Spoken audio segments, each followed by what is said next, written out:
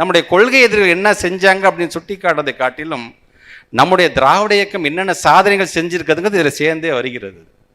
அதனால தான் அவர் நம்முடைய தமிழ் கல்வி செந்தில் அவர்கள் இதில் எழுதும் போதெல்லாம் கடந்த கால ஆட்சியில் அம்மையார் என்னென்னலாம் பண்ணாங்க, உதாரணத்துக்கு என்னுடைய பள்ளி கல்வித்துறை என்று வந்தால் அதில் இருக்கக்கூடிய அண்ணா நூற்றாண்டு நூலகத்தில் இருக்கின்ற அந்த மிகப்பெரிய அந்த அரங்கத்தை கல்யாணத்துக்கு வாடகை விட்டாங்க. அதுதான் அவங்க செஞ்சாங்க.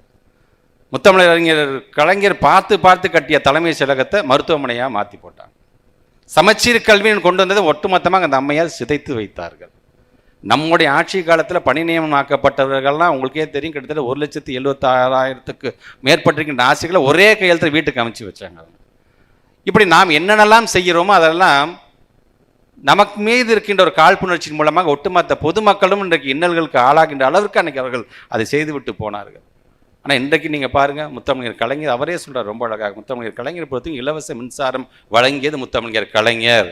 இன்றைக்கு அதில் 1,80,000 பேருக்கு அந்த மின் இணைப்பை இலவசமாக தந்திருக்கிறார் நம்மளுடைய தலைவர் என்பதை ரொம்ப அழகாக எடுத்து சொல்கிறார். சரி, அது மட்டும்தானா? சத்தான உணவு என்று முட்டை கொடுத்தார் முத்தமிழர் கலைஞர். இன்றைக்கு காலை உணவு திட்டம் என்கிற திட்டத்தை ஒட்டுமொத்த இந்தியா மட்டுமல்ல ஒட்டுமொத்த உலகத்திற்கே எனக்கு ஒரு வழிகாட்டியாக ஒரு திட்டத்தை உருவாக்கிறார் நம்முடைய தலைவர் என்பதை அவர் எடுத்து சொல்கிறார்.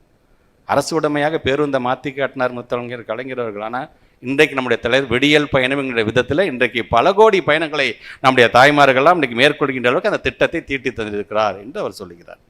இப்படி ஒவ்வொன்றையும் பார்த்து பார்த்து சொல்கின்ற அதே வேளையில் தேர்தல் களம் என்று வந்துவிட்டால் இப்போ இருக்க ஒன்றிய பாரதிய ஜனதாவை பொறுத்தவரைக்கும் தில்லுமுள்ளில் இறங்குவாங்கங்கிறதையும் அழகாக சொல்லியிருக்கிறார். தேர்தல் காலம் என்று வந்துச்சு, அது வரைக்கும் அமைதியாக இருப்பாங்க. திடீர்னு எஸ்ஐஆர் அப்படிம்பாங்க. ஒவ்வொருத்தராக ஃபார்மை தூக்கிட்டு ஓடுறோம், எங்கேயும் ஓடுறோம். நம்ம இன்னைக்கு அதில் இருக்கின்ற எவ்வளோ பெரிய ஒரு சிக்கல்கள் இருக்கின்றது, நடைமுறை சிக்கல் இருக்கின்றது என்பதெல்லாம் ரொம்ப அழகாக தெளிவாக எடுத்து சொல்லுங்கள் சார். அதை நாம் ஏமாந்து விடக்கூடாது.